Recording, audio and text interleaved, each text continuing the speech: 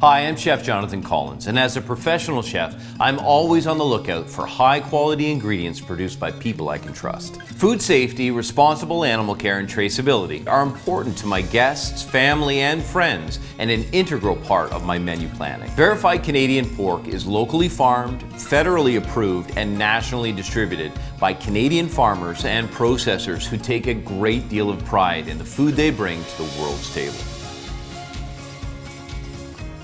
Pork ribs are so easy to get right, and if you have a look at this beautiful cut of pork, you can see why they taste so good. It's all of that beautiful fat, and of course, with bone in, you get all of that additional flavor. This Szechuan honey spare rib recipe is both heat and sweet. You are going to love it. I'm going to start by separating the ribs, and it's really easy to do. All you have to do is just follow the bone, making sure to keep enough meat on both sides so that you have a really nice, well-rounded rib. Just simply follow down the bone, separate, and that is what you're going to serve.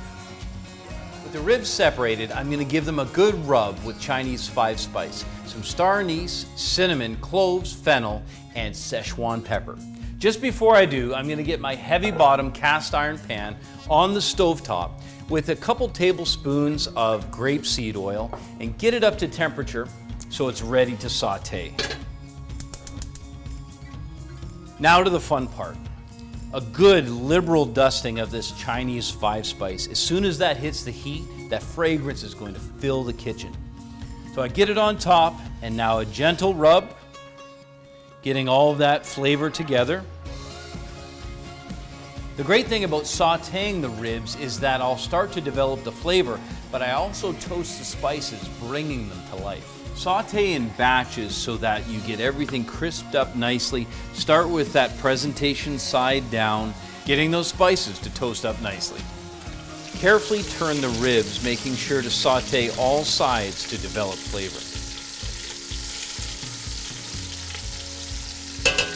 My kitchen is filled with the fragrance of that toasted 5-spice.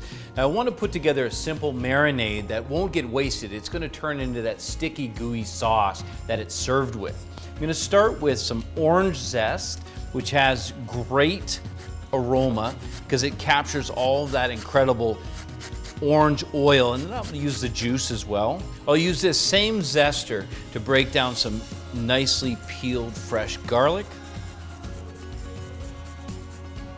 Just these two ingredients alone are so fragrant and are really going to give some good flavor. Let's keep building. A couple tablespoons of some fragrant clover honey. Look at that golden sweetness. And 3 tablespoons of brown sugar. Now to balance out that sweetness, some hoisin. Look at that. Oh, beautiful. And soy.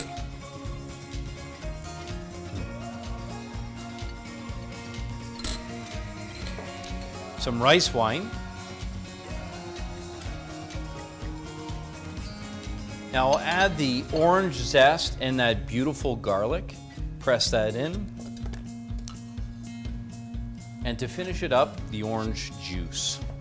So the orange juice, making sure no seeds. The orange juice is going to give some nice acidity, but also sweetness. A pinch of pepper, if you like a little extra heat. Bring this together until it's fully incorporated and smooth. Completely coat with the marinade, turning it over a couple times, and just leave it in the marinade, in the refrigerator, for about an hour. Nestle the ribs in the bottom of the pan, completely covering with that beautiful marinade.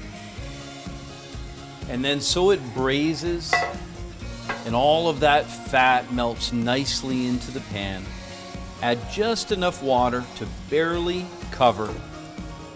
Put the lid on and simmer on the stovetop for approximately 2 hours. Now that all these incredible flavors have melted together, my Szechuan honey sauce has reduced to perfection. This is ready to go to the table.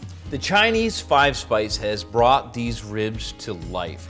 The texture is so beautiful and the flavor is amazing. And it's so nice because as you cook, you develop a perfect sauce to serve it with.